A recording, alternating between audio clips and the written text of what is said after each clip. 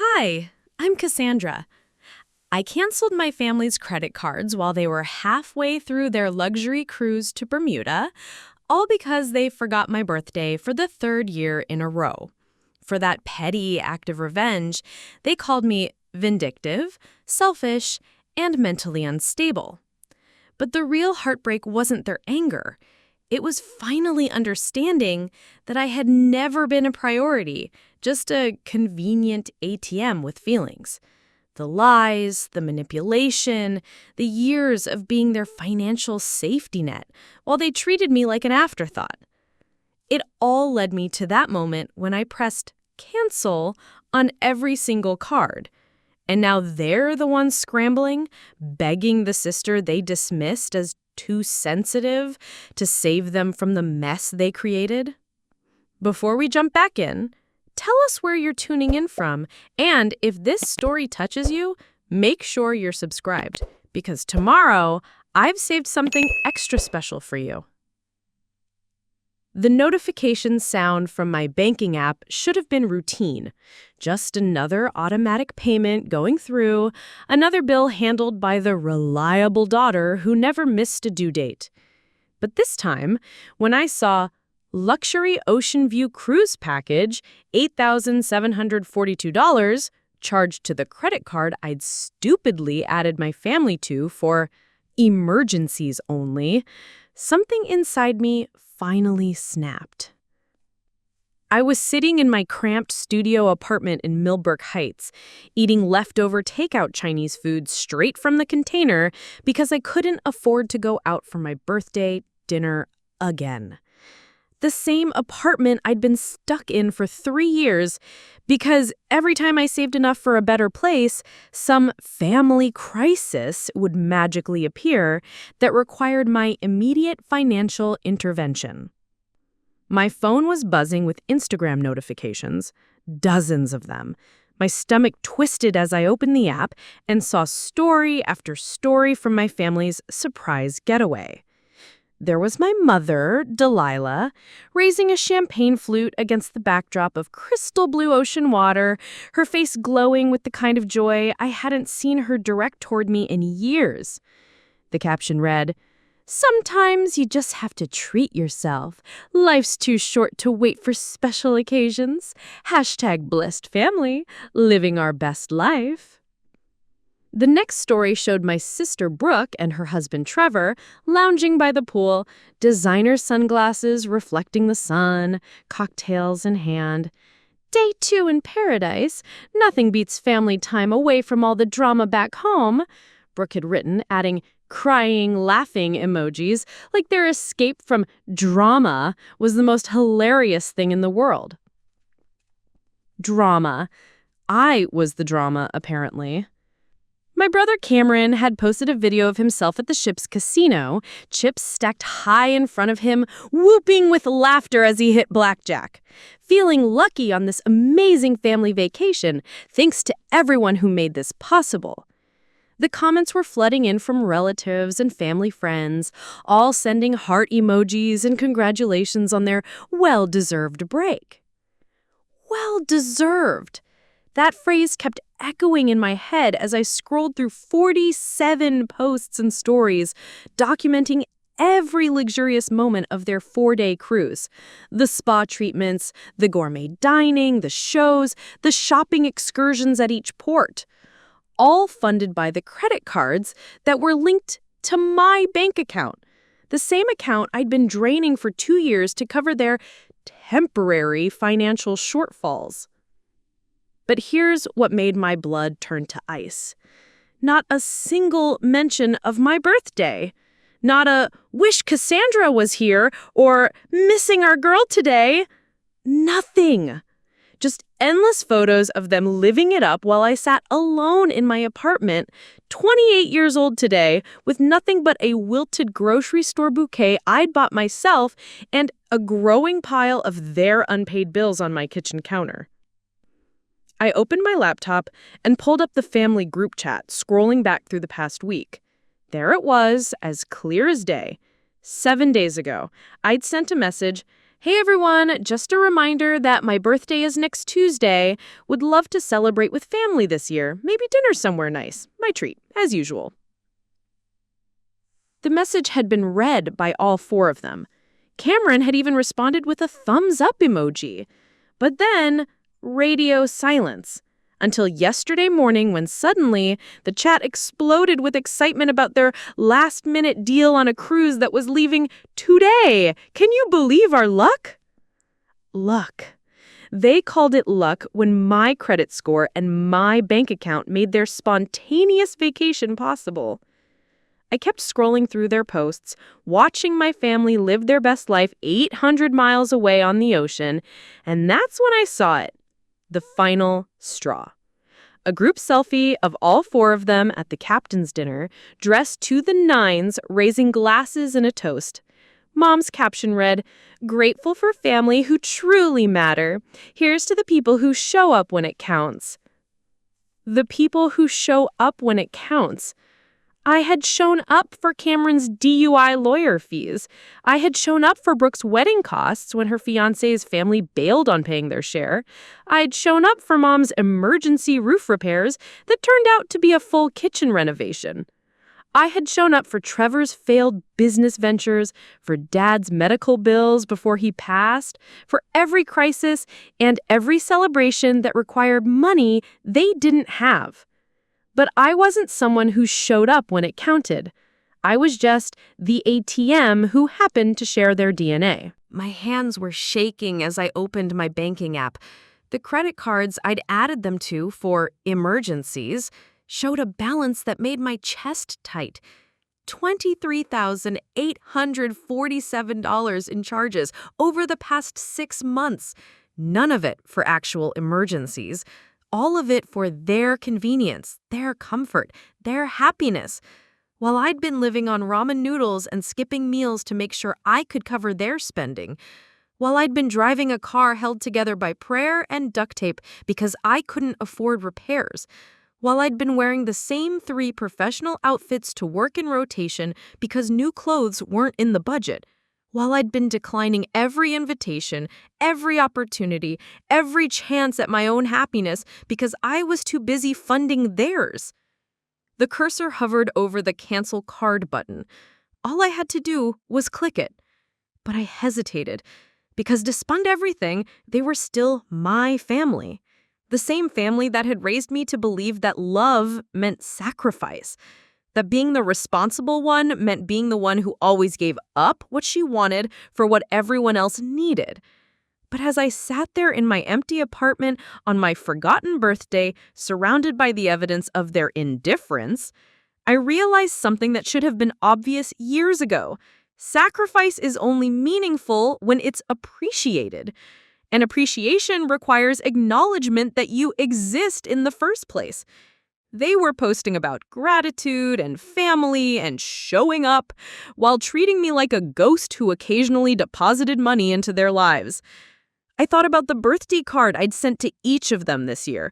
Hand-picked, heartfelt, expensive. I thought about the Christmas gifts, the graduation presents, the just because surprises I'd been sending for years.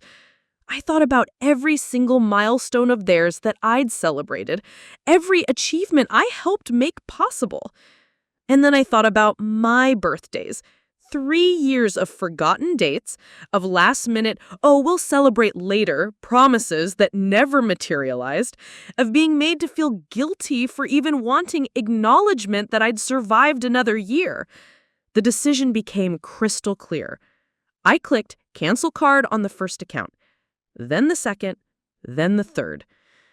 My phone immediately started buzzing with text messages from the cruise ship's Wi-Fi network, declined payment notifications, urgent calls from customer service, panicked messages in the family group chat that had been dead silent for my birthday, but was suddenly very much alive. Cassandra, what is happening? My card got declined at dinner. The spa says there's a problem with payment. Call me now. I turned off my phone, opened a bottle of wine I'd been saving for a special occasion, and for the first time in years, I felt like I was finally celebrating something worth toasting. My independence. Preparing and narrating the story took us a lot of time, so if you are enjoying it, subscribe to our channel. It means a lot to us. Now, back to the story. The morning after I canceled their cards, I woke up to 47 missed calls and a phone that had been buzzing so aggressively that it had vibrated itself off my nightstand and onto the floor. The screen was cracked, fitting, since everything else in my life felt shattered too. I made coffee in the French press that Brooke had given me for Christmas 2 years ago, back when she still pretended to care about my interests. "For the sister who deserves cafe-quality coffee every morning," the card had read. I cherished that gift, thinking it meant she saw me as someone worth treating well. Now I realized it was probably just something she'd grabbed last minute from the clearance section, guilt-wrapped in pretty paper. The coffee was bitter, but not as bitter as I felt scrolling through the avalanche of messages that had accumulated overnight. From Mom, "Cassandra Rose Mitchell, you call me back right now. I don't know what kind of game you think you're playing, but this is not funny. We're stranded here, and you're acting like a child. Call me." From Brooke, "Seriously? On our vacation? This is so embarrassing. Everyone is staring at us like we're broke. Trevor had to borrow money from strangers for dinner. Strangers, Cassie. Fix this, now." From Cameron, "Dude, what the hell? I'm trying to propose to Amy tonight, and the ring is stuck in customs because the payment got declined. You're literally ruining the most important moment of my life. This better be some kind of mistake." I stopped reading there. The ring, of course. My little brother was planning to propose on their family vacation, the family vacation I wasn't invited to, on my birthday, using my money, and somehow I was the villain for not continuing to fund their fairy tale. I walked to my bathroom mirror and stared at my reflection. 28 years old today. Well, yesterday now. The bags under my eyes told the story of too many sleepless nights worrying about bills that weren't even mine.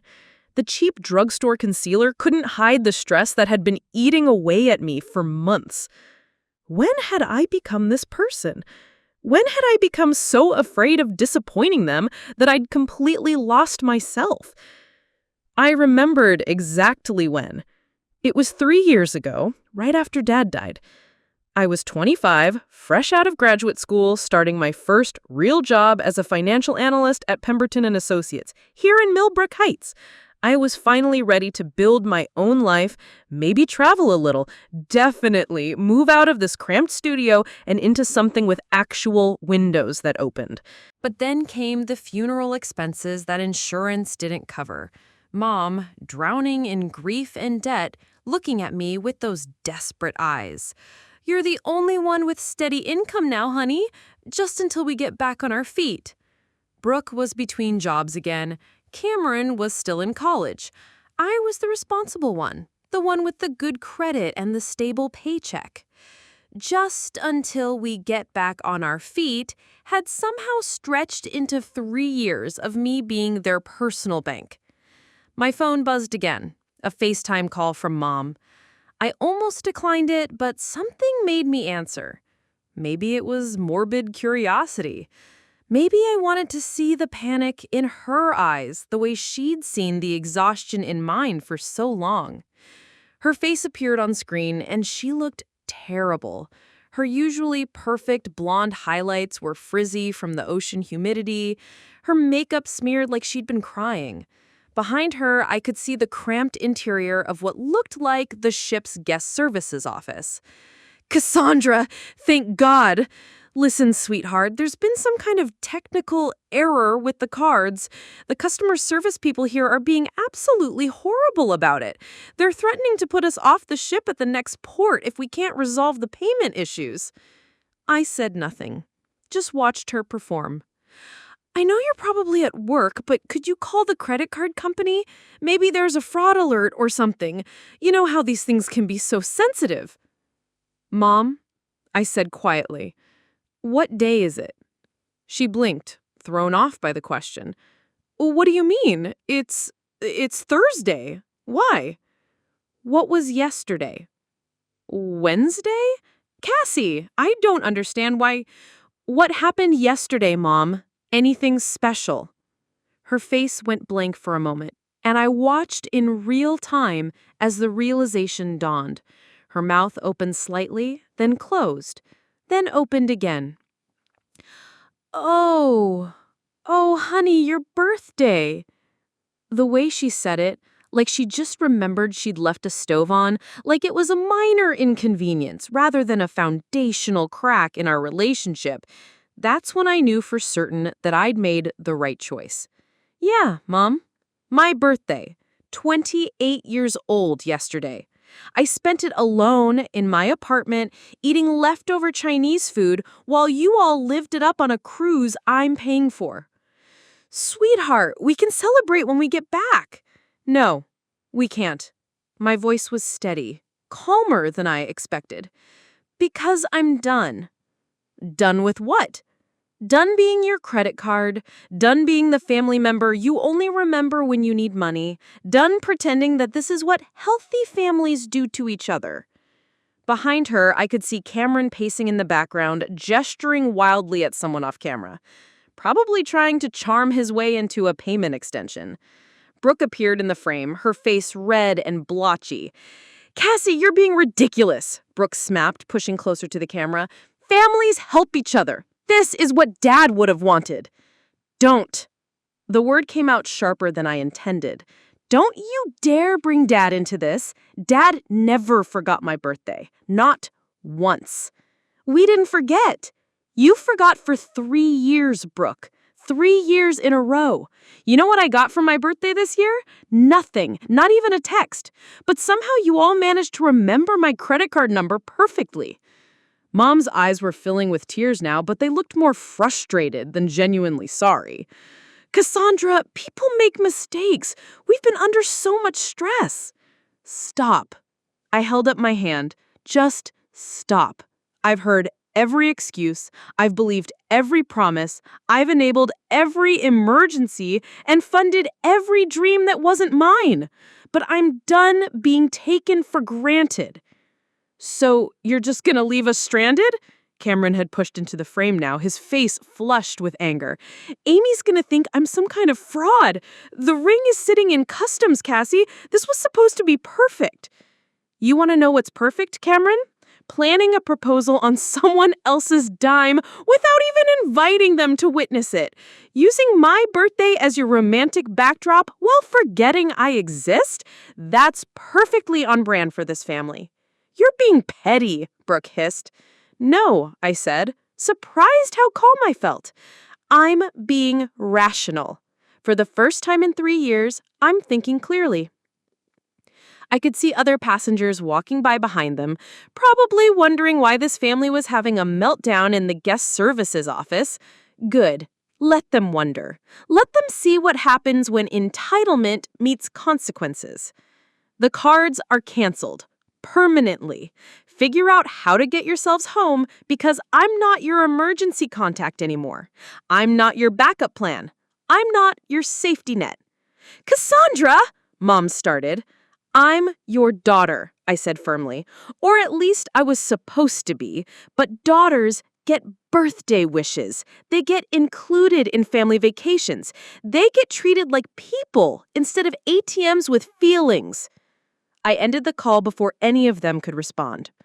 The silence in my apartment was deafening, but for the first time in months, it didn't feel oppressive.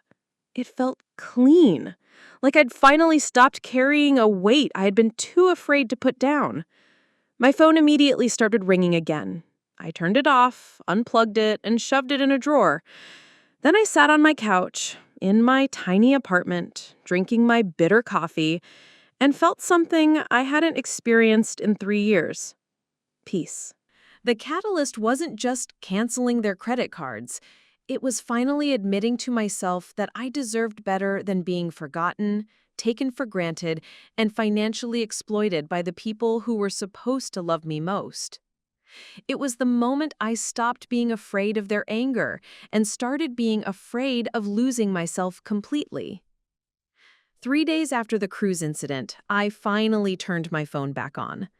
The screen lit up with 127 unread messages, but I wasn't ready for that chaos yet. Instead, I found myself sitting on my fire escape with a cup of tea, staring at the shoebox I'd pulled from under my bed, the one filled with birthday cards, family photos, and memories I'd been too sentimental to throw away. I needed to understand how we'd gotten here, how a family that once felt like home had turned into a group of strangers who only called when they needed something. The earliest photo in the box was from my 7th birthday. There we all were in the backyard of our old house on Maple Creek Drive in Riverside Falls, back when Dad was still alive and our family felt complete. Mom had made me a homemade cake shaped like a butterfly, and everyone was genuinely smiling. Cameron, just 4 years old then, had chocolate frosting smeared across his cheek. Brooke, 11, and acting very mature, had helped me blow out the candles.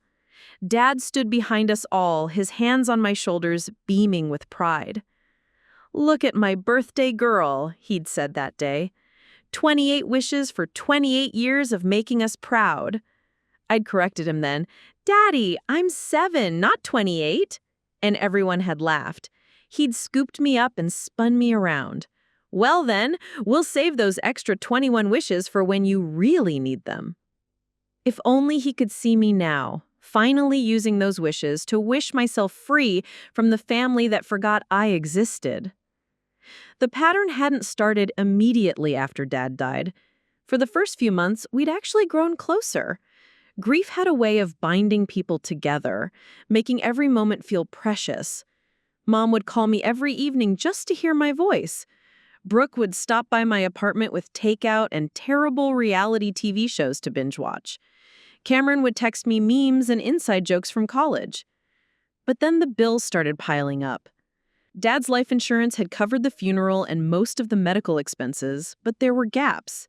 The mortgage on the family house, credit card debt that Mom had hidden from all of us, Brooke's wedding expenses that she'd already committed to before Dad got sick.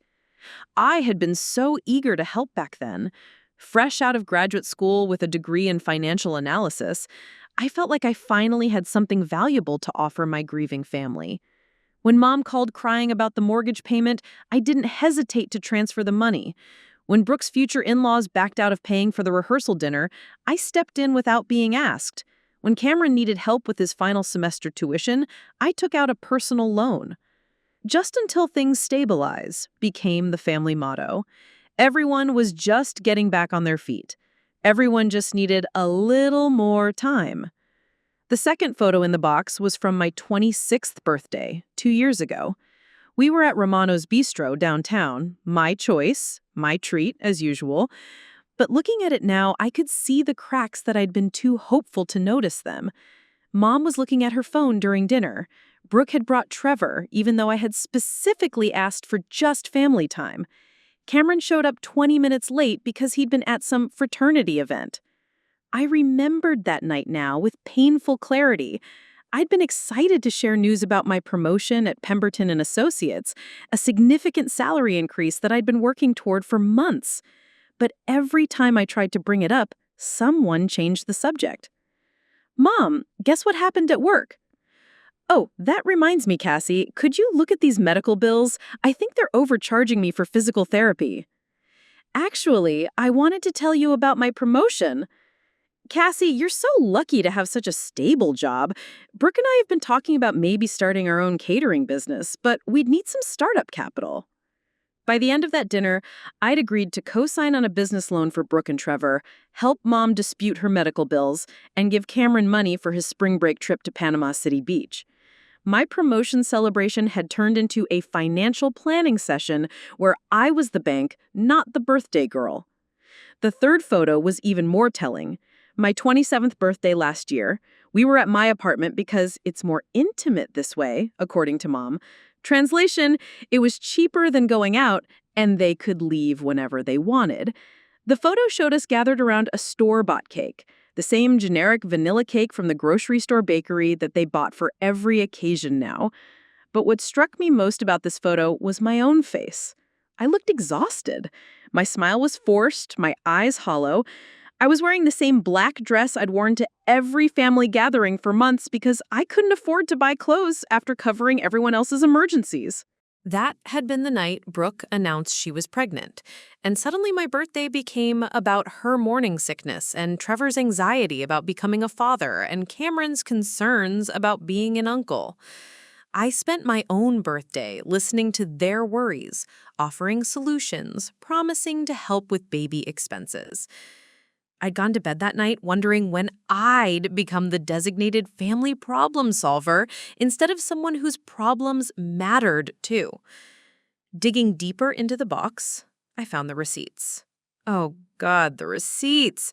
I'd kept them all for tax purposes, but seeing them lined up chronologically was like watching a slow-motion financial suicide. $3,200 for Cameron's emergency dental work when his wisdom teeth got infected. $1,800 for Mom's car repairs after she rear-ended someone while texting. $5,500 for Brooke and Trevor's honeymoon upgrade because their original resort had bad reviews. $2,300 for Cameron's laptop when his old one mysteriously stopped working right before finals. $4,100 for Mom's emergency roof repair that turned into a full kitchen renovation. $8,900 for Brooke's fertility treatments when she decided she wanted to get pregnant faster. The numbers kept climbing, receipt after receipt, emergency after emergency.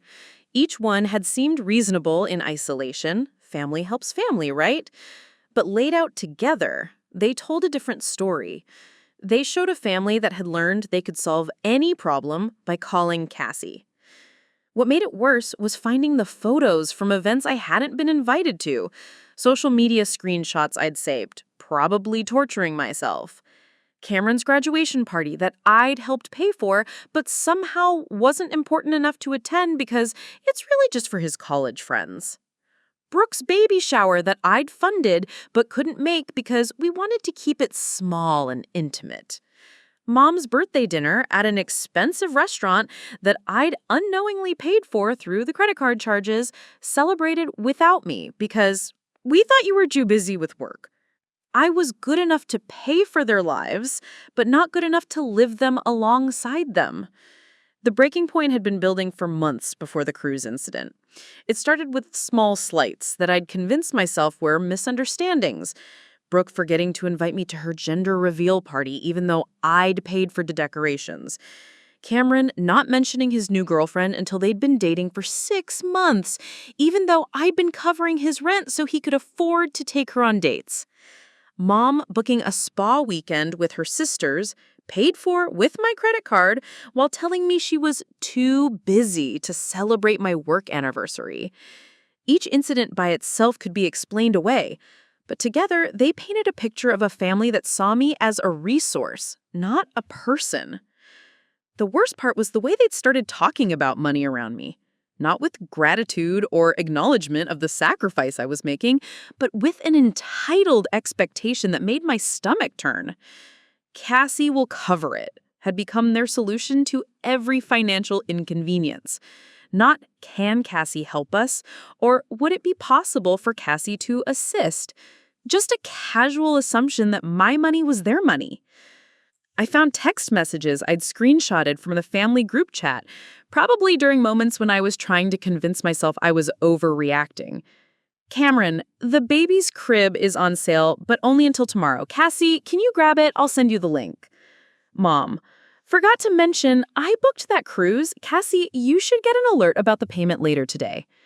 Cameron, bro, Amy wants to go to that new steakhouse for our anniversary. Mind if I use the card? It's like $200 tops.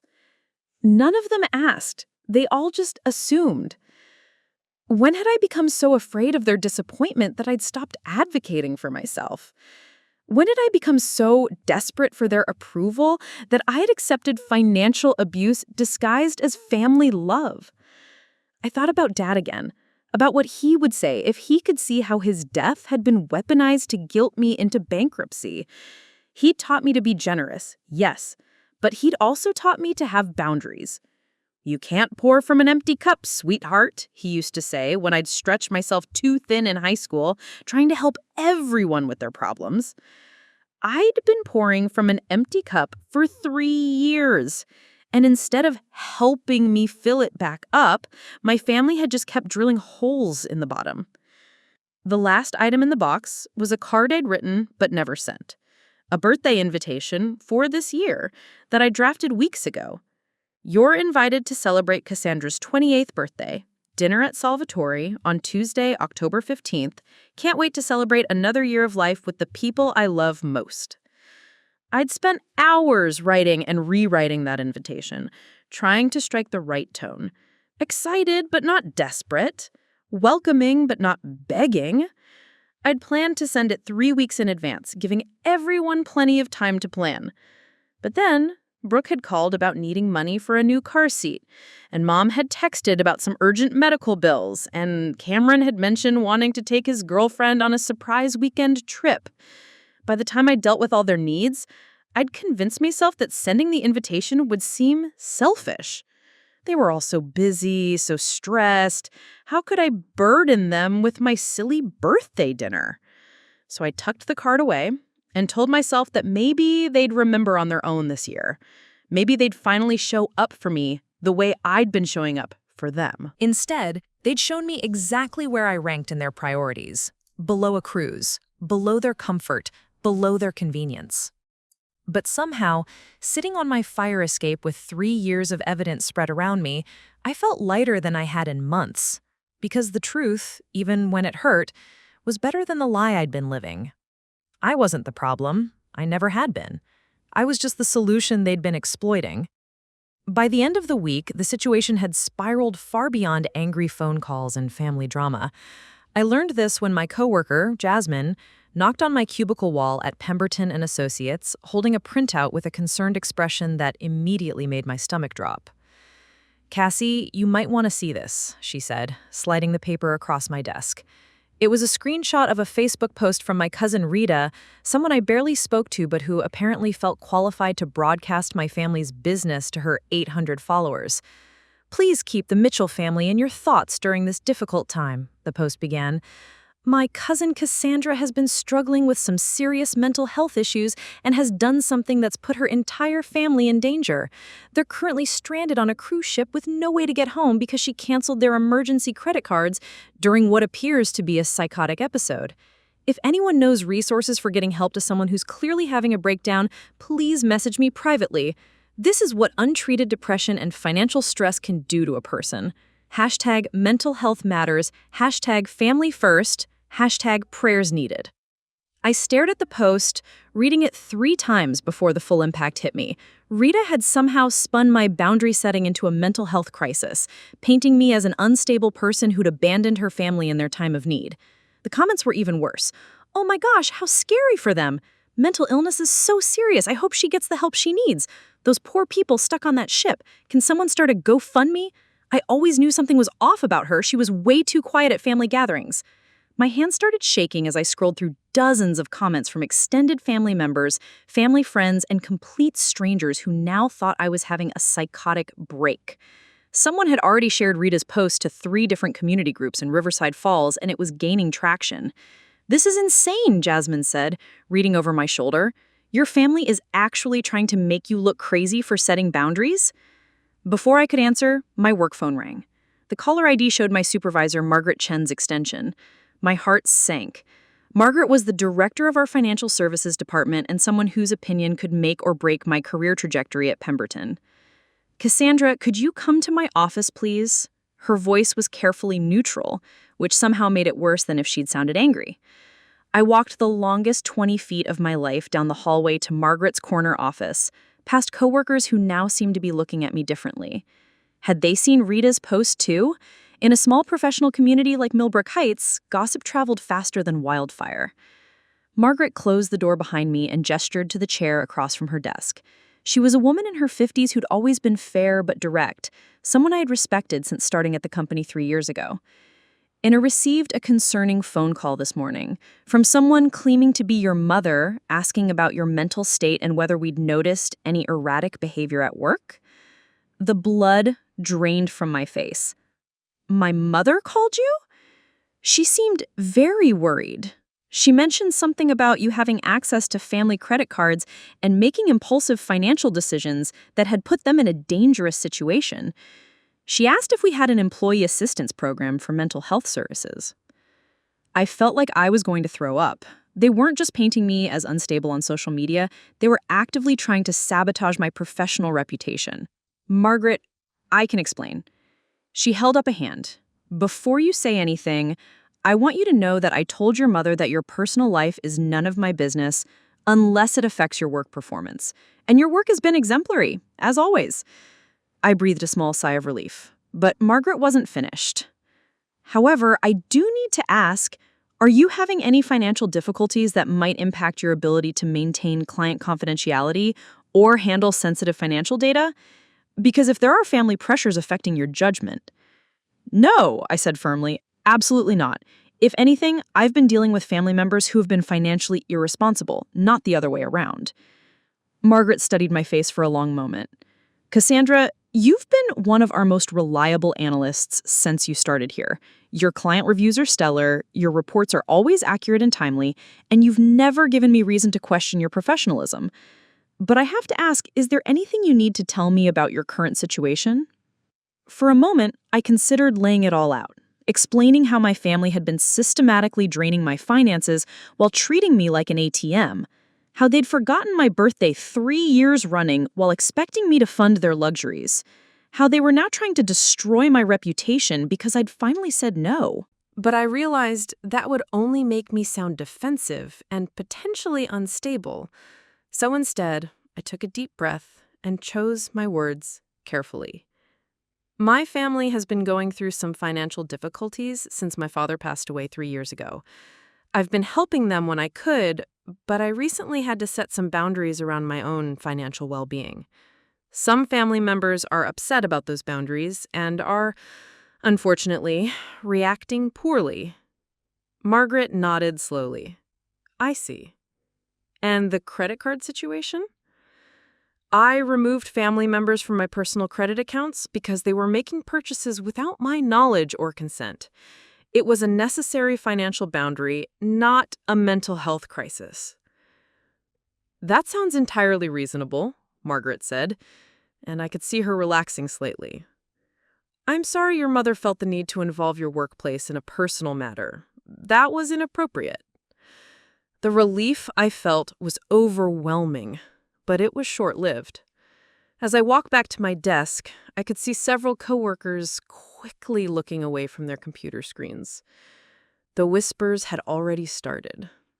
My phone buzzed with a text from my neighbor, Mrs. Patterson, an elderly woman who lived in the apartment next to mine. Dear, I hope you're all right. Some people came by looking for you this morning. They said they were family and were worried about your safety. I didn't let them in, but they seemed very upset. They mentioned something about mental health concerns. Is everything okay? My family had shown up at my apartment. They'd tried to convince my neighbor that I was having a breakdown. The invasion of my privacy, my professional life, my personal space, it was relentless. But the worst was yet to come. That afternoon, I received a call from Dr. Harrison at Millbrook Community Mental Health Services, a place I'd never been to, had never heard of before today. Miss Mitchell, we received a very concerning call from family members requesting a wellness check.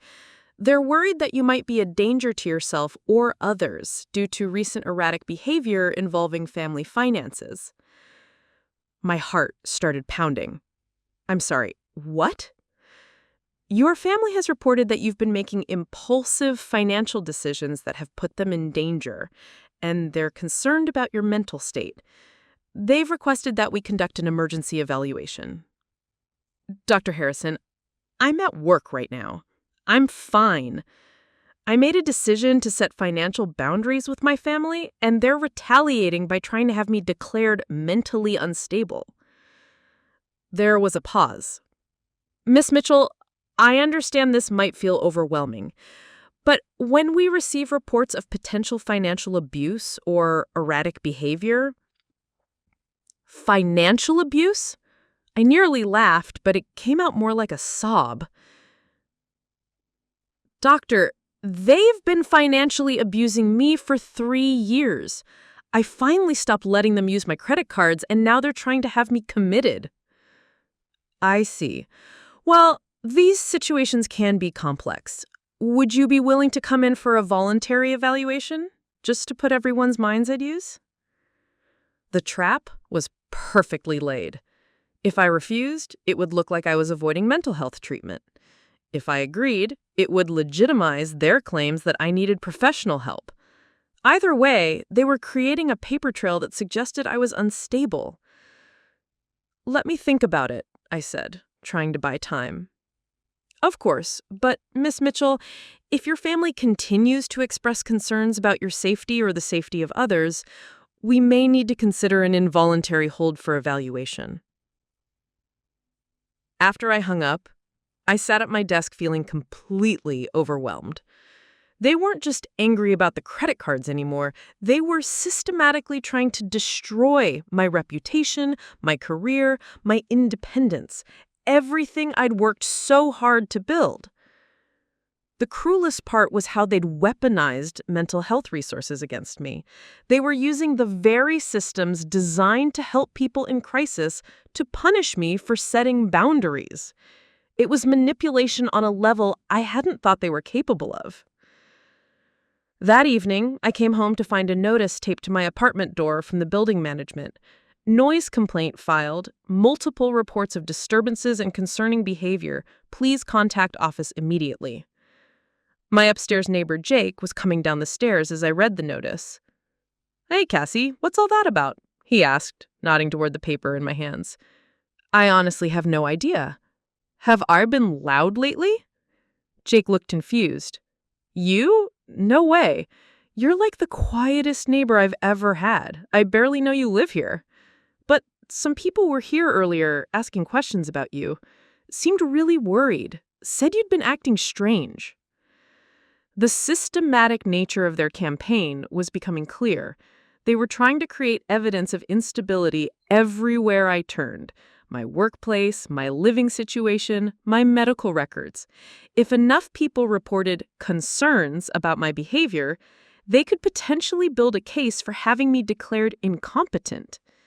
It was psychological warfare, and I was the target.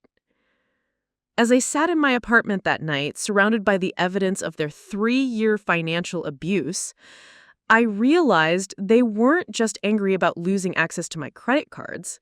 They were terrified that I might tell people the truth about how they've been treating me.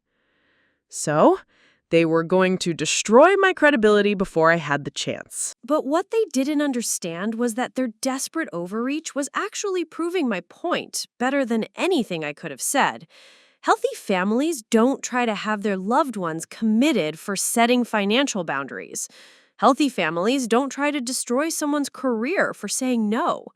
They were showing their true colors to everyone watching, and those colors were uglier than I'd ever imagined. The piece lasted exactly 9 days. On the 10th day, after I'd canceled their credit cards, Mom showed up at my apartment door at 7 in the morning, holding a box of my favorite blueberry muffins from Sunrise Bakery and wearing the kind of vulnerable expression that had worked on me for years. I almost didn't answer the door.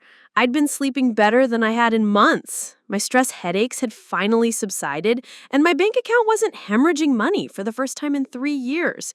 But something about seeing her there, looking smaller and more fragile than I remembered, made me hesitate. She knocked again, softer this time. "Cassie? Sweetheart? I know you're home. Your car's in the parking lot." Against my better judgment, I opened the door. She immediately stepped forward as if to hug me, but I backed up slightly, maintaining the distance I'd worked so hard to establish. "Hi, Mom." "Oh, honey." Her voice cracked, and I could see tears gathering in her eyes. "I've missed you so much. We all have." She was wearing the navy cardigan I'd bought her for Mother's Day 2 years ago, the one she'd claimed was perfect before I later saw it hanging in her closet with the tag still on it. Today, she'd made sure to wear it, made sure I'd notice. "Can I come in, please? I brought your favorites. She held up the bakery box like a peace offering. Every instinct I'd developed over the past week and a half screamed at me to say no. But this was my mother, the woman who'd sung me lullabies when I couldn't sleep, who'd driven me to piano lessons every Tuesday for 6 years, who cried with pride at my college graduation. I stepped aside and let her in. She walked slowly around my apartment, taking in details she'd never bothered to notice before. The small herb garden I'd started on my fire escape, the bookshelf I'd built myself from salvaged wood, the framed photos of Dad that didn't include the rest of the family. "This place is so cozy," she said, settling onto my couch like she belonged there. "I never really took the time to appreciate it before." I remained standing by the door, arms crossed. "What do you want, Mom?" She patted the cushion beside her. "Sit with me, sweetheart. Please. I want to talk to you properly." Reluctantly, I sat down, but on the opposite end of the couch. She noticed the distance, but didn't comment on it. "First," she said, opening the bakery box and placing it on my coffee table, "I owe you an enormous apology. What happened with your birthday was unacceptable. There's no excuse for forgetting something so important to you." I stayed silent, waiting. "And I'm sorry about the cruise. You're right, we should have invited you. It was supposed to be a family vacation, and your family, the most important family." The words I'd wanted to hear for years were finally coming out of her mouth, but they felt hollow somehow, like lines from a script she'd rehearsed. "I'm also sorry about calling your work. That was way out of line. I was panicked and not thinking clearly. We were stuck on that ship, people were looking at us like we were con artists, and I reacted badly." She reached into her purse and pulled out a folded check. "I want to pay you back for everything. I know we've taken advantage of your generosity, and that's not fair to you." I looked at the check without touching it. It was made out for $15,000. Nowhere near what they actually owed me, but more money than Mom had given me for anything in years. "Where did you get $15,000? I asked. "I took out a loan against the house," she said quietly. "It wasn't easy, but you deserve to be paid back. And I want to prove to you that we're serious about changing how this family handles money." For a moment, I felt a flicker of the old hope. Maybe they really had learned something from this experience. Maybe the shock of being cut off had finally made them realize how much they'd been taking me for granted. "There's more," Mom said, pulling out her phone. "I made Brooke and Cameron record apology videos for you. Do you want to see them?" Before I could answer, she was already playing the first video. Brooke appeared on the screen, sitting in what looked like her kitchen, holding her toddler son Marcus on her lap. "Hey, Cassie," she said, her voice subdued, and I could see tears gathering in her eyes. "I wanted to say I'm really sorry about your birthday, and about the things I said when you canceled the cards. I was embarrassed and scared, but that's not an excuse for being cruel to you." Little Marcus waved at the camera, and despite myself, I felt my resolve softening slightly. "I know you've been carrying way too much of the financial burden in this family, and that's not fair to you. I want to do better." The second video showed Cameron sitting in his dorm room, looking genuinely remorseful.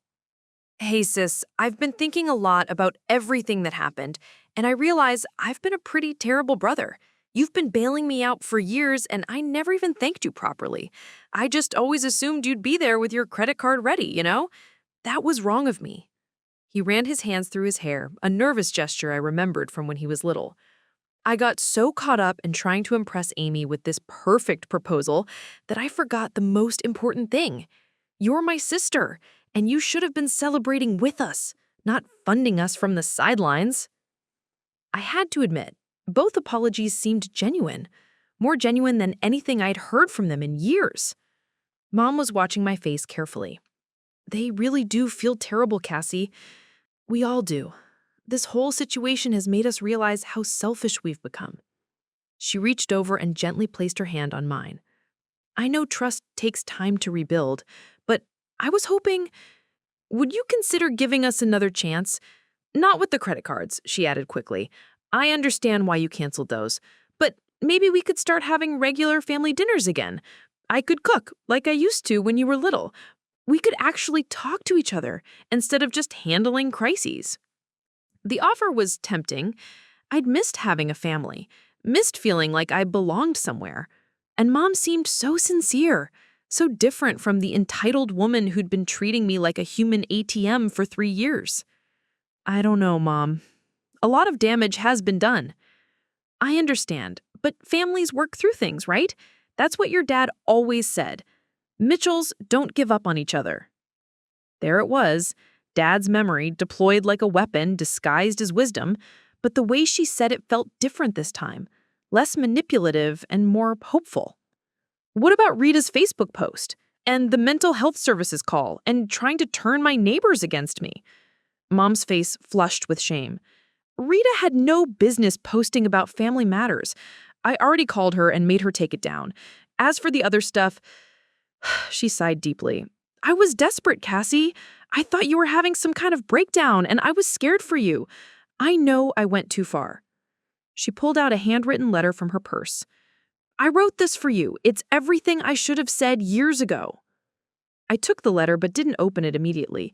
The paper felt expensive, and I could see that she had taken time with her handwriting, making it neat and careful. The thing is, Mom continued, leaning forward with the earnestness I remembered from childhood bedtime stories, we realized something while we were stuck on that ship. We don't just need your money. We need you, the real you. Your advice, your sense of humor, your way of seeing solutions that the rest of us miss. We've been so focused on taking advantage of your financial stability that we forgot to appreciate who you are as a person. She gestured around my apartment. Look at this place. Look at what you've built for yourself. You're the most capable and responsible person in this family. And instead of celebrating that, we've been punishing you for it by making you responsible for everyone else too. I found myself nodding along. It felt good to hear someone acknowledge what I'd been trying to tell them for months. So here's what I'm proposing, Mom said, leaning forward with the earnestness I remembered from childhood bedtime stories. Let's start over. Clean slate. No more family emergencies that require your credit cards. No more assuming you'll bail us out. But also, no more shutting each other out when things get hard. She reached into her purse one more time and pulled out a small wrapped gift. I know it's late, but I got you something for your birthday. Something I should have given you years ago. Inside the wrapping paper was a keychain with a small silver charm shaped like a heart. Engraved on it were the words, "Beloved daughter." I want you to know that you're not just the family bank account. You're my daughter. You're Brooke's sister. You're Cameron's big sister who taught him how to tie his shoes and helped him with his homework every night for 2 years. You're the person we should have been celebrating all along. I held the keychain, feeling its weight in my palm. It was such a small gesture, but it represented everything I'd been craving. Acknowledgement, appreciation, love that wasn't contingent on my ability to solve their problems. I don't need an answer right now, Mom said, standing up to leave. Just think about it, okay? Think about whether there's any part of you that still wants to be part of this family. Because we want you back, Cassie. Not your credit cards. You. After she left, I sat on my couch for 2 hours, reading and rereading the letter she'd written me. It was 3 pages of detailed apologies, acknowledgments of specific ways they'd hurt me, and promises for how things would be different. She'd even included a proposed family budget that showed how they planned to manage their finances without relying on me. For the first time in weeks, I allowed myself to hope that maybe, just maybe, we could find our way back to being a real family. I gave them 6 weeks. 6 weeks of family dinners at Mom's house, of feeling cautiously hopeful, of believing that maybe the cruise disaster had actually been the wake-up call they needed. For a month and a half, everything felt different. Better, even. Brooke brought homemade cookies to our Sunday dinners and actually asked about my work projects instead of immediately launching into her own problems. Cameron called me just to chat, sharing funny stories about college without any financial requests attached. Mom cooked my favorite meals and created photo albums of our childhood memories, carefully including pictures where I wasn't pushed to the sidelines. I started to believe I'd been too harsh. Maybe I really had overreacted to the birthday incident. Maybe families did go through rough patches and come out stronger on the other side. Maybe the credit card cancellation had been exactly the shock therapy they'd needed to realize how much they'd been taking me for granted. The illusion shattered on a Tuesday evening in early December. I'd arrived at Mom's house 15 minutes early for our weekly dinner, letting myself in with the spare key she'd given me as a gesture of renewed trust. The house was quiet, but I could hear voices coming from the basement, Mom's finished rec room where the family often gathered to watch movies or play games. I was about to call out to announce my arrival when I heard my own name being discussed. Something in their tone made me pause at the top of the basement stairs, hidden from view but able to hear every word clearly. "Do you think she's actually buying all this?" Cameron's voice drifted up the stairs. "Hook, line, and sinker," Brooke replied with a laugh. "Did you see her face when Mom gave her that cheesy keychain? I thought she was going to cry with gratitude." "The whole beloved daughter thing was brilliant, Mom. Very manipulative in the best way." My blood turned to ice. I gripped the stair railing, telling myself I must be misunderstanding what I was hearing. Mom's voice joined the conversation. "It wasn't manipulative, it was strategic. There's a difference. Cassie responds to emotional validation because she's insecure. We just had to give her what she needed to hear." "Whatever you want to call it," Trevor's voice added. Apparently, they'd all gathered for some kind of family meeting that I wasn't invited to. "The important thing is that it worked. She's not suspicious anymore." "The question is," Brooke said, "how long do we have to keep up this charade? Because I'm getting tired of pretending to care about her boring job stories." "Not much longer," Mom replied. "Amy's parents are putting together a very generous wedding fund for Cameron, but they want to see that our family can contribute equally. We need about $30,000 to match their gift." $30,000? Cameron sounded worried. "Mom, there's no way Cassie will just hand over that much money, even if we ask nicely." "She won't have to hand it over," Mom said, and I could hear the smile in her voice. "She'll volunteer it. We just need to create the right situation." There was a pause. Then Brooke spoke up. "What kind of situation?" "Well," Mom began, "Christmas is coming, and you know how Cassie gets around the holidays, all sentimental and generous. What if we planned a very special Christmas celebration this year? A family reunion, maybe. Rent a beautiful cabin up in Snow Peak Mountains, invite all the aunts and uncles and cousins, make it a really big, meaningful gathering."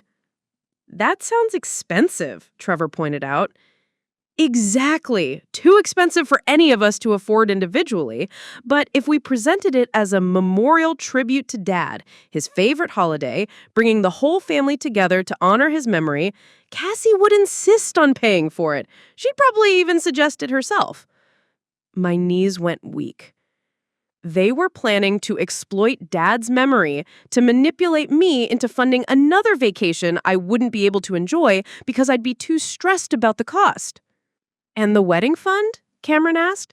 "Simple," Mom continued. "During this beautiful family reunion, we announced Cameron's engagement officially. Everyone gets emotional and started talking about how proud Dad would be. Then Amy's parents mentioned their generous wedding gift, and suddenly there's pressure for our side to match it. Cassie won't want the family to look cheap in front of in-laws. Plus," Brooke added, "if she refuses, she'll look like the selfish one who's ruining Cameron's big moment. After we've been so good to her these past few weeks, she'll feel guilty saying no. The key is," Mom said, "to make sure she feels like the decision is hers. We can't ask directly. That's what got us in trouble with the cruise. We have to guide her to the conclusion we want and let her think she came up with it herself." God, Mom, you're devious, Cameron said, but he sounded impressed rather than disturbed. I preferred to think of myself as resourceful, Mom replied. Cassie wants to feel needed and appreciated. We're simply giving her opportunities to feel that way while solving our financial problems. Everyone wins. What if she says no? Trevor asked. What if she's learned to set boundaries and sticks to them? She won't, Brooke said confidently. These past few weeks have proven that she's desperate for our approval. She's been lighting up like a Christmas tree every time one of us shows her the smallest bit of affection. The girl is starving for family connection. Plus, Mom added, we have leverage now. She's invested in this reconciliation. She's told herself that we've changed, that we're a real family again.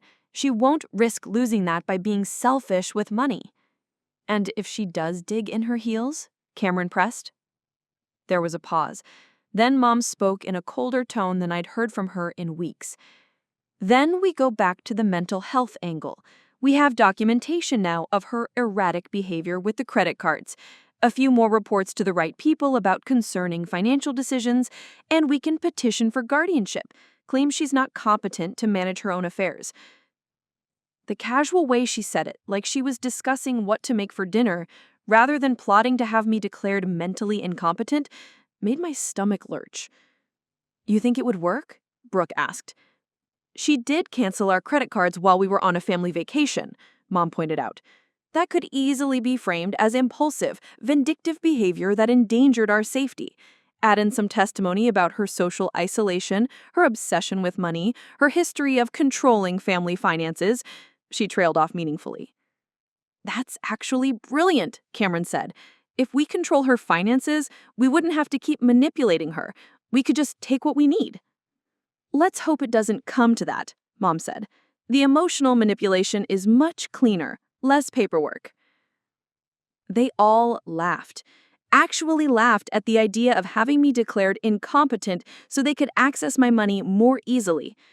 I stood frozen on those stairs for another 10 minutes, listening to them refine their plans for the Christmas manipulation scheme. They discussed which relatives to invite to maximize emotional pressure, how to time the wedding fund revelation for maximum guilt impact, and even what kind of cabin to rent that would be expensive enough to require my financial contribution, but appealing enough that I'd want to pay for it. Every detail was calculated. Every emotional beat was scripted. They'd spent 6 weeks studying my reactions, figuring out which buttons to push and when to push them. The apology videos, the family dinners, the photo albums, the keychain, all of it had been research for their next con. But the moment that truly broke me was when Brooke said, "You know what the best part is? She actually thinks we love her now. Like, really love her. She's been practically glowing these past few weeks, thinking she finally has her family back." It's almost sad, Cameron agreed. She wants it so badly that she's willing to ignore all the obvious signs that we're just using her again. Well, Mom said, some people are born to be used. Cassie's one of them. She doesn't know how to exist without someone needing something from her. That's when I quietly backed up the stairs, grabbed my coat from the front closet, and left through the front door. I sat in my car in Mom's driveway for 20 minutes, shaking with a rage so pure it felt like lightning in my veins. They thought I was born to be used. They thought I was too pathetic and desperate to see through their manipulation. They were already planning their next financial assault while congratulating themselves on how brilliantly they'd reeled me back in. But the worst part wasn't their greed or their manipulation. It was how right they'd been about me. I had been desperate for their love. I had been lighting up with gratitude for the smallest scraps of affection. I had been willing to ignore red flags because I wanted so badly to believe we were a real family again. They'd read me like a book because I'd made myself that easy to read. But they've made one crucial mistake in their calculations. They assumed that discovering their manipulation would break me, would send me crawling back for more emotional scraps because I was too weak to stand alone. Instead, it crystallized something inside me that had been building since the day I canceled their credit cards. I wasn't broken. I wasn't desperate. I wasn't born to be used. I was done being their victim. As I drove home that night, I wasn't planning revenge. I was planning freedom. because I finally understood that you can't rehabilitate people who see your love as weakness and your generosity as stupidity. Some bridges aren't worth rebuilding. Sometimes the healthiest thing you can do is burn them down and walk away from the ashes. They wanted to use my desperation for family connection against me. Perfect. Let them think I was still desperate. Let them think their manipulation was working. Right up until the moment I proved just how wrong they were about who I really am. The next morning, I called in sick to work for the first time in 3 years. But I wasn't sick. I was strategic. I had planning to do, and I needed absolute clarity for what was coming next. I started with the obvious: documentation. If my family wanted to play games with my mental health credibility, I needed to build an unshakable foundation of evidence that I was not only completely rational, but that I'd been the victim of systematic financial abuse. My first call was to Amanda Rodriguez, a financial planner I'd met at a work conference 6 months earlier. She specialized in financial abuse cases, helping people rebuild their credit and establish independence from controlling family members. "Cassandra, I'm so glad you called," Amanda said when I explained my situation. "What you're describing is textbook financial abuse. The good news is that you've already taken the most important step by cutting off their access to your accounts."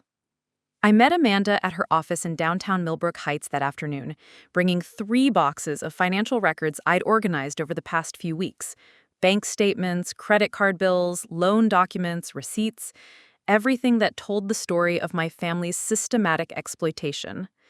"This is extensive documentation," Amanda said, spreading the papers across her conference table.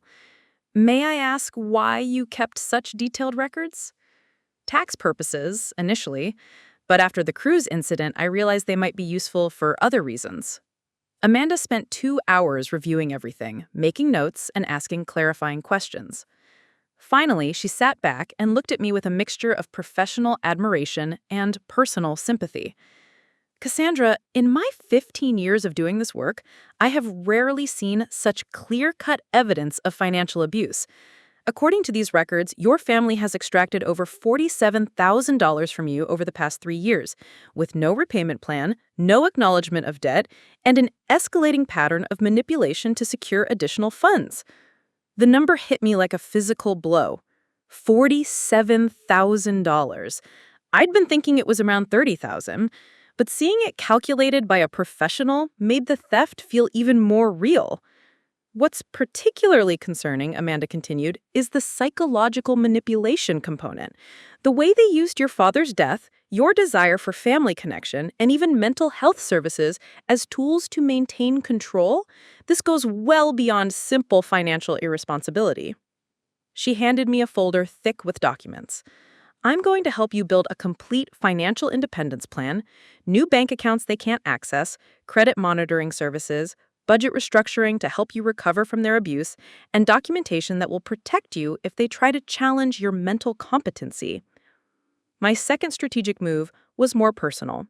I called Dr. Sarah Chen, no relation to my supervisor Margaret, a therapist who specialized in family trauma and manipulation. I'd found her through Amanda's referral network.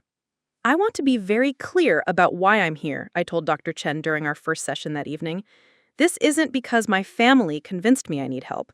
It's because I need professional documentation that I'm mentally sound, and I need strategies for dealing with manipulative family members." Dr. Chen was a small woman in her 40s with kind eyes and a direct manner that I immediately appreciated. "That's a very mature approach," she said. "Many people in your situation resist therapy because they see it as validation of their abuser's claims.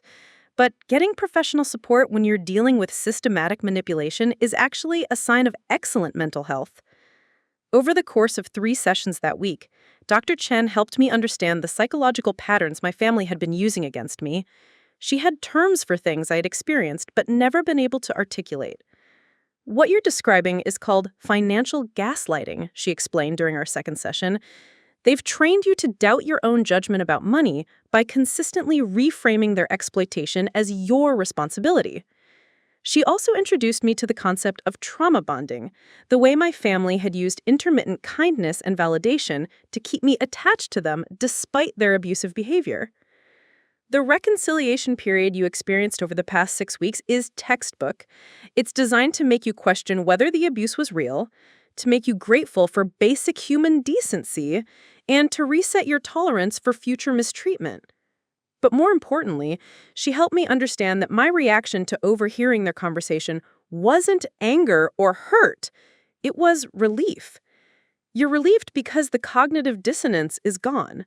For 6 weeks, you've been trying to reconcile their caring behavior with your memory of years of exploitation. Now you know definitively that your memories were accurate and your boundaries were justified. My third strategic move was the most difficult. I reached out to other family members who might have information about my immediate family's behavior patterns. I started with Dad's sister, Aunt Patricia, who lived in Oregon and had always seemed to see through Mom's manipulations. Patricia and I had exchanged Christmas cards over the years, but we'd never really had a conversation about family dynamics. "Oh, honey," Patricia said when I called her and explained what had been happening.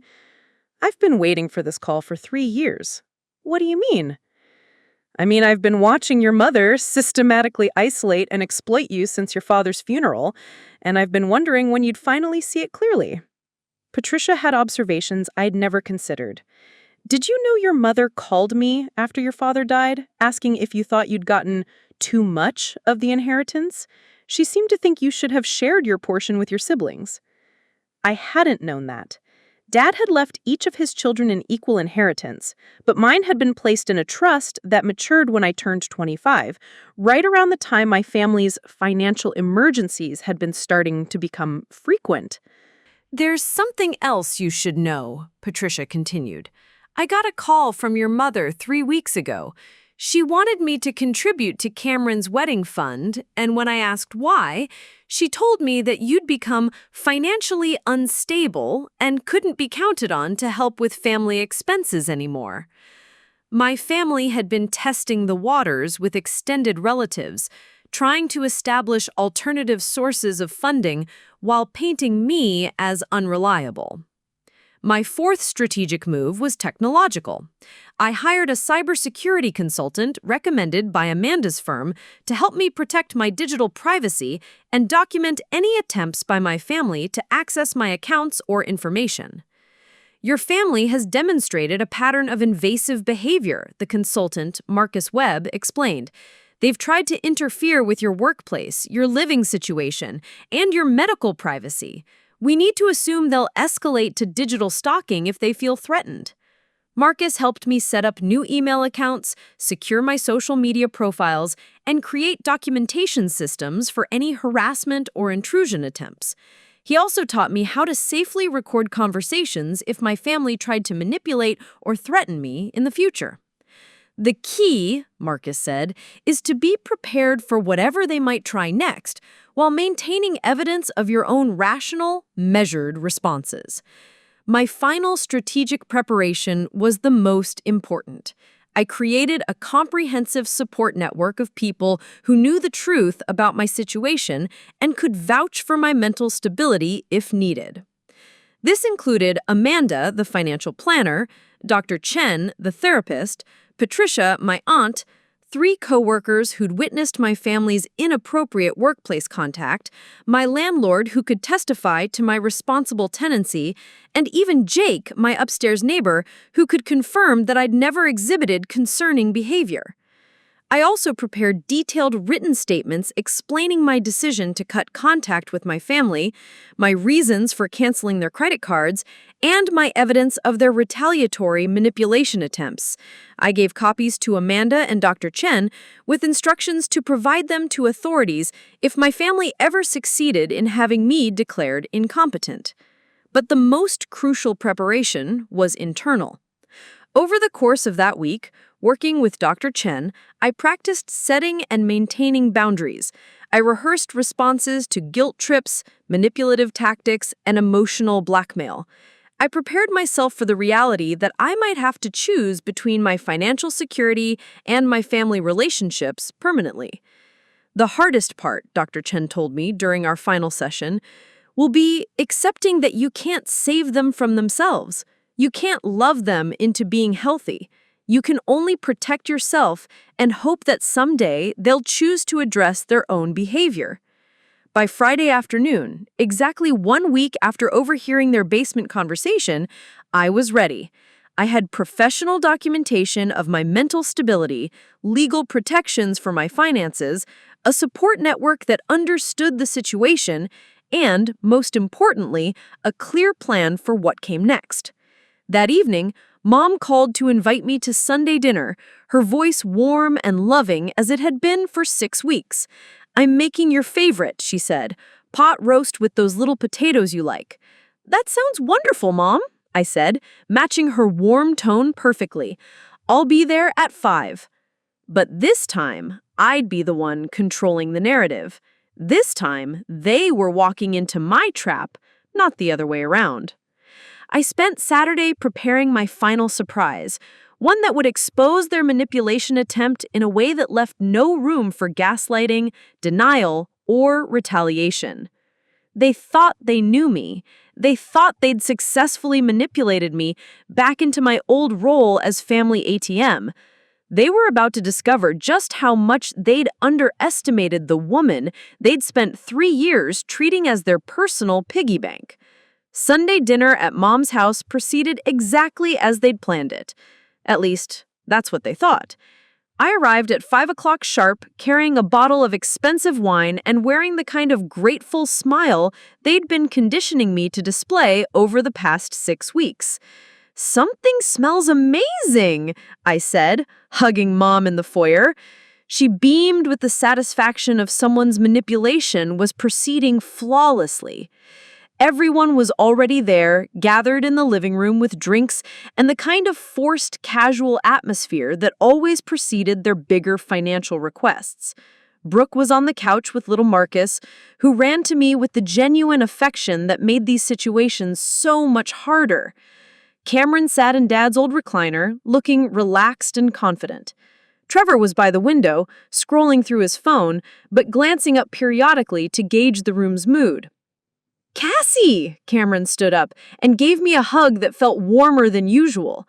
"I'm so glad you're here. We have some exciting news to share after dinner." I smiled brightly, playing my part perfectly. "I love good news. Should I start guessing, or are you going to make me wait?" "Patience, patience," Mom called from the kitchen. "Let's eat first. I want everyone relaxed and happy before we share our big announcement." During dinner, the conversation flowed exactly as they'd rehearsed it in the basement.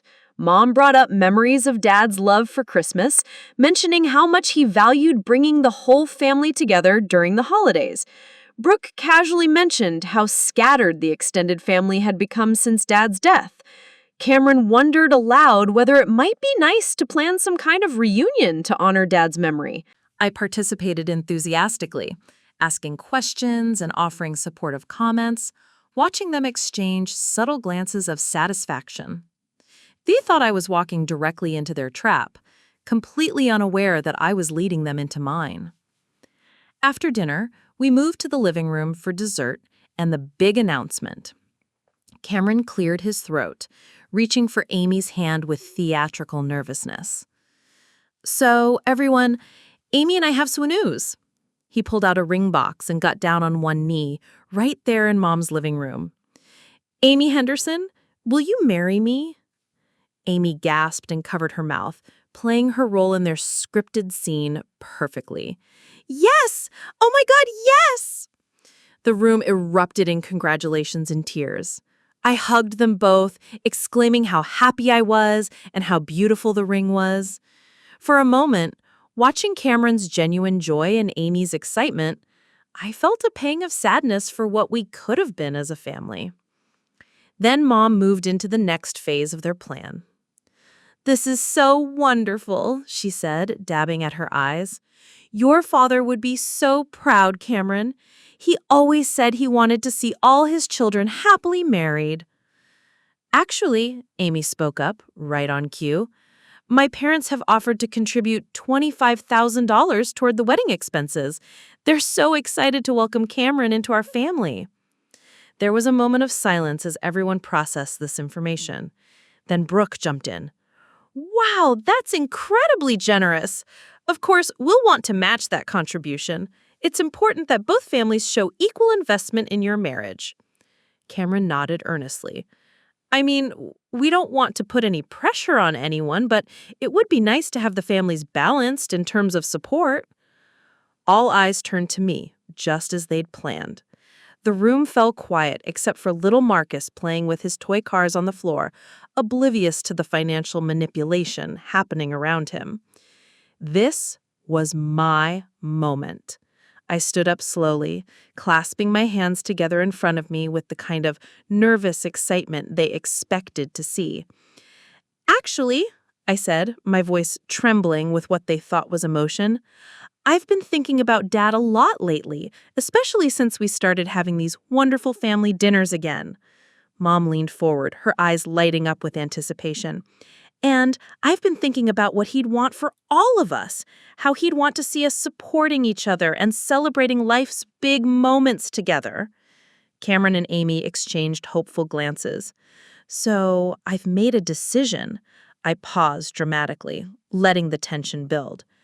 I want to contribute to Cameron's wedding, of course.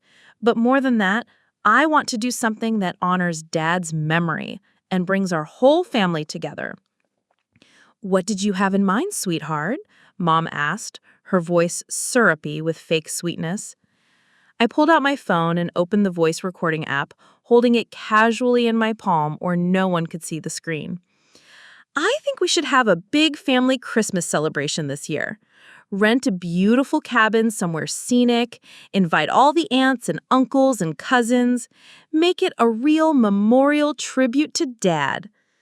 The room went completely silent. I could see the shock on their faces as I delivered their exact plan back to them, word for word.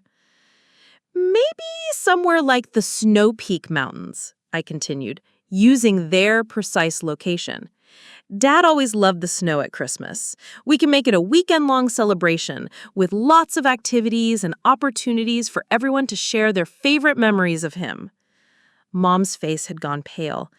Cassie, that sounds lovely, but also expensive. Oh, I know it would cost a lot. Probably around $30,000 to do it right, with a nice cabin and catering and activities for everyone. I smiled brightly at Cameron. But think of it as my wedding gift to you and Amy. A beautiful family celebration where we can announce your engagement to everyone, and then follow it up with the most amazing Christmas celebration Dad never got to see. Brooke found her voice first. Cassie, you can possibly... Actually, I interrupted, pulling out a folder I'd brought with me. I've been meeting with a financial planner, and it turns out I'm in much better shape than I realized. Amazing what happens to your budget when you stop covering other people's emergencies. The silence in the room was deafening. Trevor looked confused, glancing between the others as if he'd missed something. Amy seemed uncomfortable with the sudden tension. Little Marcus continued playing, unaware that the adults around him were frozen in shock. This was my moment. I continued, my voice dropping its excited tone and becoming perfectly calm. But here's the thing. I know this is exactly what you were planning to ask me to do, because I heard you discussing it in the basement last Tuesday night. Mom opened her mouth, then closed it, then opened it again. No sound came out. I heard all of it, I said, my voice steady and clear. The Christmas manipulation scheme, the wedding fund pressure tactic, your backup plan to have me declared mentally incompetent if I refused to cooperate. All of it. Cameron slumped back in Dad's chair like he'd been deflated. Cassie, we can explain... Explain what? How you spent 6 weeks pretending to love me so you could manipulate me into giving you $30,000? How you were already planning to use Dad's memory as emotional blackmail? How you discussed having me declared legally incompetent so you could control my finances directly? I stood up and walked to the center of the room, looking at each of them in turn. Actually, let me save you the trouble of explaining, because I recorded our entire conversation just now, where you performed your scripted manipulation attempt exactly as planned. And I have professional documentation from a therapist, a financial planner, and a cybersecurity consultant about the systematic abuse you've been putting me through. Brooke found her voice, but it came out as a whisper. You recorded us? Just like you recorded those fake apology videos 6 months ago. Funny how different it feels when you're the one being documented without consent, isn't it? Mom finally managed to speak. Cassandra, you're misunderstanding. No, Mom. I understand perfectly. I understand that you see me as someone who was born to be used. I understand that you think I'm pathetically desperate for family connection. I understand that you view my love as a weakness to be exploited and my generosity as stupidity to be taken advantage of. I pulled out copies of the financial analysis Amanda had prepared, setting them on the coffee table. $47,000, I said simply. That's how much you've stolen from me over the past 3 years. And before you start with the family helps family speech, I want you to know that I've consulted with legal experts. What you've done constitutes financial abuse, and in some cases, fraud. Amy stood up abruptly. She said quietly, I think I should go. This seems like a family matter. Actually, Amy, you should stay, because you deserve to know what kind of family you're marrying into. Cameron, did you tell Amy that your proposal was funded by money you manipulated out of your sister? Did you mention that your entire romantic gesture was subsidized by someone you've been financially abusing for 3 years? Cameron's face flushed red. That's not how. It's exactly how it is. And Amy deserves to know that your family's idea of matching your parents' generous gift was to emotionally manipulate your sister into providing it while making sure she felt guilty enough not to expect gratitude or recognition. I turned to address the room one final time. Here's what's going to happen. I'm leaving now, and I'm never coming back. Don't call me, don't text me, don't show up at my apartment, and definitely don't contact my workplace or try to have me declared incompetent. I have everything documented, and any further harassment will be reported to the authorities. I walked to the foyer and picked up my coat, then turned back to face them one last time. And Cameron, congratulations on your engagement. I hope you and Amy build the kind of marriage where you actually love and respect each other, instead of seeing each other as resources to be exploited. You deserve that. You both do. I opened the front door, then paused. Oh, and Mom, the pot roast was delicious. Just like when I was a kid and you actually cooked it because you loved me, not because you were trying to manipulate me into funding your lifestyle. As I walked to my car, I could hear raised voices through the windows, the sound of their carefully constructed manipulation falling apart without me there to absorb it. I sat in my car for a moment, hands shaking not from sadness or anger, but from the pure adrenaline of finally, definitively, setting myself free. They'd thought they were so clever, so strategic. They thought they knew exactly how to manipulate me. They'd forgotten one crucial detail. The person they'd been abusing for 3 years had been learning from every interaction, documenting every manipulation, and building the strength to walk away. I drove home in complete silence, not because I was sad, but because I was finally, completely at peace. 6 months later, I was sitting on the deck of my new apartment, a bright, spacious place with actual windows that opened and a view of the mountains when my phone buzzed with a text from an unknown number. The message was short and desperate. Cassie, it's Cameron. Please call me. We need to talk. It's an emergency. I stared at the screen for a long moment, then deleted the message without responding. It wasn't cruelty that made me hit delete. It was self-preservation. I'd learned the difference. The months since that final dinner had been the most peaceful of my adult life. Not perfect, healing never is, but peaceful in a way I'd forgotten was possible. Without the constant drain of their financial emergencies and emotional manipulation, I'd been able to rebuild not just my bank account, but my entire sense of self. My promotion at Pemberton & Associates had come through in February, senior financial analyst with a salary increase that would have seemed impossible when I was hemorrhaging money to support my family's lifestyle. Margaret Chen had pulled me aside after the promotion announcement. I've watched you transform over the past year. Whatever personal challenges you were dealing with, you've handled them with remarkable professionalism. The way you've maintained your work quality while clearly going through a difficult family situation, that's the kind of resilience we value here. I hadn't told her the details, but Margaret was observant enough to have noticed the change in me. The stress headaches had disappeared. The constant phone calls during work hours had stopped. I'd started contributing more in meetings, taking on challenging projects, even socializing with coworkers after work. When you're not constantly managing other people's crises, you have energy for your own life. The financial recovery had been swift once Amanda Rodriguez helped me restructure my budget. $47,000. Once that stopped flowing out of my accounts, my savings grew faster than I'd thought possible. I had paid off my student loans, moved to the better apartment, and even started an emergency fund that was actually for my emergencies. But the emotional healing had been slower and more complex. Dr. Chen and I had continued meeting monthly, working through what she called recovery from trauma bonding. The hardest part hadn't been anger, it had been grief. Grieving the family I'd thought I had, the relationships I'd hoped were real, the version of myself that had been so desperate for love that I'd accepted abuse.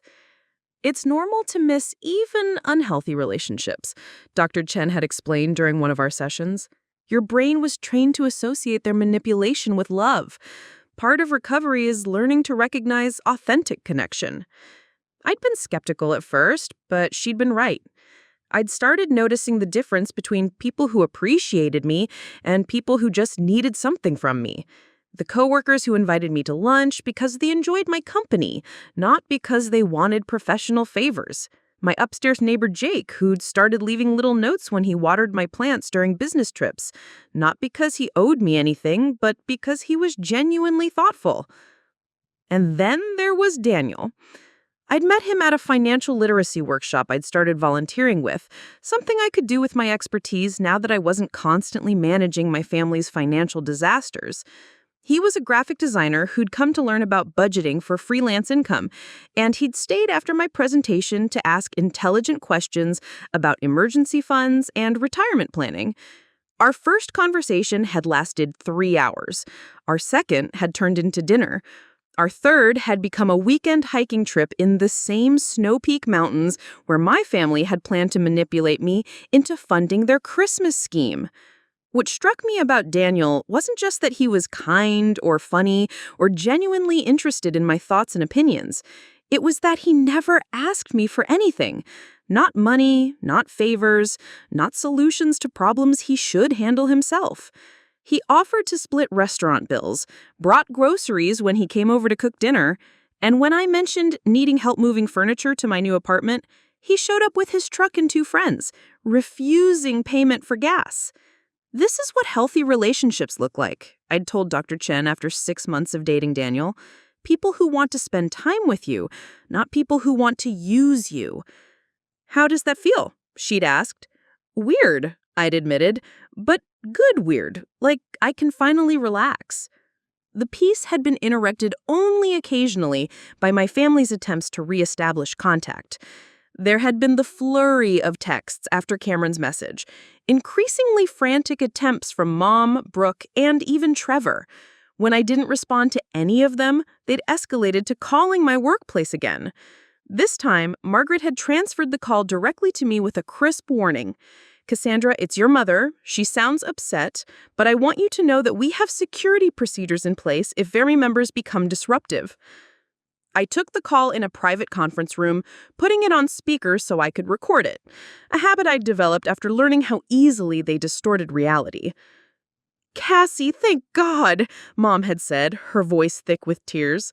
We've been so worried about you. Cameron's wedding is in 3 weeks, and we can't find a photographer, and the caterer is demanding full payment up front, and I hung up without saying a word. 10 minutes later, she'd called back. Cassie, please don't hang up. I know you're angry, but Cameron is your brother. This is his wedding day. Surely you can put aside whatever differences we have for one day. Mom, I am going to say this once, clearly, so you can't claim you misunderstood. I am not giving you money for Cameron's wedding. I am not giving you money for anything ever again. If you contact my workplace again, I will file a restraining order. But Cassie, I ended the call and immediately blocked the number. That evening, I'd received a Facebook message from Amy, Cameron's fiancée. This one I read carefully. Cassandra, I want you to know that I broke up with Cameron 2 weeks after that dinner at your mom's house. What I saw that night, the way the family treated you and talked about you, I couldn't be part of that. I'm sorry I didn't speak up more in the moment. You deserved better from all of them. I hope you're doing well. I'd responded with a simple, thank you. I hope you find someone who treats you with genuine love and respect. But privately, I'd felt a surge of satisfaction, not because Cameron's engagement had failed, but because Amy had recognized the family's toxicity and protected herself from it. The final contact attempt had come through Aunt Patricia, my father's sister who'd been so supportive during my preparation phase. Cassie, honey, Patricia had said when she called in March, your mother reached out to me. She's claiming you've cut them off entirely and asking if I think you need some kind of intervention. What did you tell her? I told her that from what I could see, cutting them off was the healthiest decision you'd made in years. But she's persistent. She's been calling other relatives too, trying to build some kind of coalition to pressure you into reconciling. I'd thanked Patricia for the warning and for her continued support. Then I reached out to Amanda Rodriguez, who'd helped me send formal cease and desist letters to each family member, with copies to their employers and local police departments. The letters were clear. Any further attempts to contact me, interfere with my workplace, or involve third parties in harassment would result in legal action. The attempts had stopped after that. Now, 6 months after that final dinner confrontation, I was living the kind of life I'd only dreamed about during those years of financial and emotional servitude. I had savings. I had healthy relationships. I had professional respect and personal peace. Most importantly, I had learned to recognize my own worth. The phone buzzed again, another text from the same unknown number. Cassie, please. Mom's in the hospital. She had a heart attack. The doctors say it's serious. We need you. I read the message twice, waiting for the familiar surge of guilt and panic that would have sent me running to help them, regardless of how they treated me. But it didn't come. Instead, I felt calm. Sad, but calm. I opened my laptop and quickly found the public records for recent hospital admissions in Riverside Falls. No Delilah Mitchell had been admitted to any local hospital in the past week. The emergency was fake, another manipulation attempt. I deleted the message and blocked the number. Then I called Daniel. Hey you, he said, and I could hear him smiling through the phone. How's your Saturday? Good, really good. Are you still up for that farmer's market trip this afternoon? Absolutely. Want me to pick you up around 2? Perfect. I'll bring coffee for the road. After we hung up, I sat on my deck for a few more minutes, looking out at the mountains and thinking about the path that had brought me here. The betrayal, the manipulation, the gradual awakening to my own worth. All of it had been necessary to get me to this place of genuine peace. I thought about something Dr. Chen had said during one of our early sessions. Sometimes the people who hurt us the most teach us the most valuable lessons about what we will and won't accept in our lives. My family had taught me that love without respect isn't love at all. They'd taught me that generosity without boundaries becomes exploitation. Most importantly, they'd taught me that I was strong enough to choose myself even when it meant walking away from the people I'd spent my whole life trying to please. The sun was warming the deck, birds were singing in the trees outside my apartment, and in a few hours, I'd be walking through a farmer's market with someone who cared about my happiness without needing anything from me in return. It had taken 28 years, but I'd finally learned the difference between being needed and being loved.